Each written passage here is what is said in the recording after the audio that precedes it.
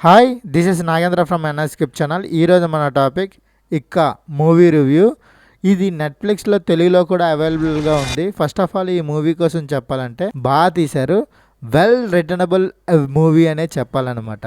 ఈ మూవీ సిద్ధార్థ మల్హోత్రా గారు ఆయన ప్రొడ్యూస్ చేస్తూ డైరెక్ట్ చేసిన సినిమా అనమాట. సన్నీ డియోల్, అక్షయ్ ఖన్నా, తిలోత్తమ స్వామి ఇలాంటి మంచి క్యారెక్టరైజేషన్స్ పెడుతూ ఒక మంచి కోర్ట్ రూమ్ డ్రామాని తెరకెక్కించడంలో మేకర్ సక్సెస్ అయ్యారనే చెప్పాలి. ఇది డైరెక్ట్గా ఓటీటీలో రిలీజ్ అయింది.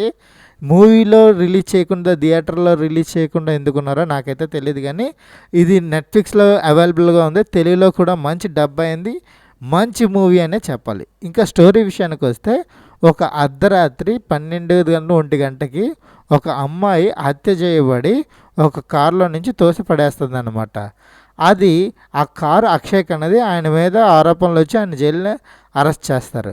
అయితే అక్కడ నుంచి స్టోరీ ఎలా మలుపు తిరిగింది, నిజంగా ఆ అక్షయ్ కుమార్ ఆయన క్యారెక్టరు ఆ అమ్మాయిని చంపాడా లేదా, అసలు ఏం జరిగింది, ఈ అక్షయ్ కుమార్ని కాపాడడానికి హీరో సన్నీ డియోల్ ఎందుకు ప్రయత్నిస్తాడు, ఆయన క్యారెక్టర్ ఏంటి, ఇక అంటే ఏస్ అంటే ప్యాకాట్లో ఒక అత్యుత్తమైన నంబర్ అనమాట. ఏ వస్తే నంబర్ 1 కింద వస్తుంది అనమాట. అందుకని ఆయన లాస్ట్ మూమెంట్లో ఆటను మొత్తం తిప్పేసేటట్టు ఉంటుంది అనమాట. అలాంటి ఒక లాయరు. అండ్ ఇంకొకటి ఏంటంటే, ఆయన ఎప్పుడు న్యాయం వైపే ఉంటాడనమాట.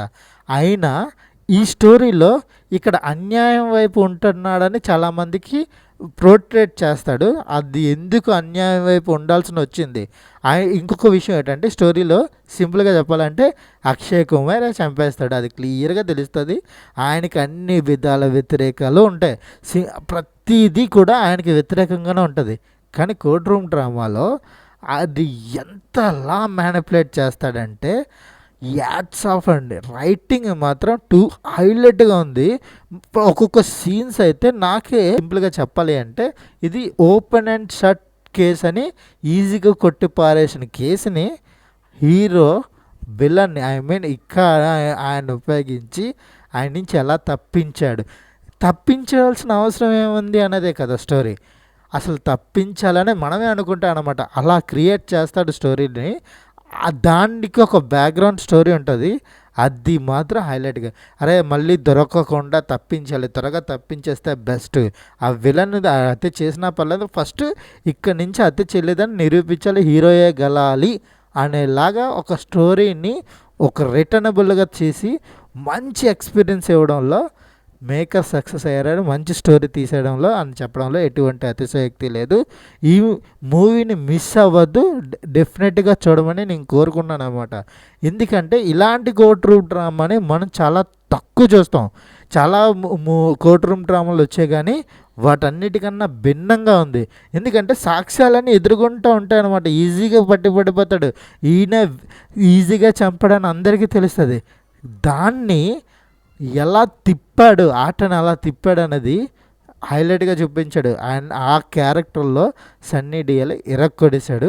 మిగతా క్యారెక్టర్ కూడా ఇంకొక క్యారెక్టర్ కోసం, విలన్ కోసం చెప్పాలంటే, అక్షయ్ ఖన్నా ఆల్రెడీ దురంధర్లో ఎలా ఉన్నాడో అలాగే ఉండడానికి ప్రయత్నిస్తున్నాడు.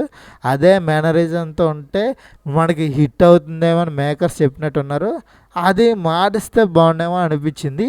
బ్యాక్గ్రౌండ్ మ్యూజిక్ కానీ, ఇంకొక ప్రాసిక్యూటర్ కింద యాక్ట్ చేసిన తిలోత్తమ కూడా, ఆవిడకి ఉన్న యాక్టింగ్ కూడా బాగా చేసింది.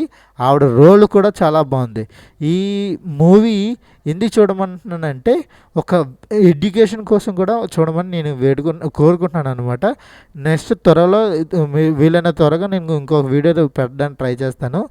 ఈ మూవీకి నేను ఇస్తాను rating 3.75 out of 5. This is Nagendra from NSKip channel. Please subscribe my channel. Thank you for watching. Thank you.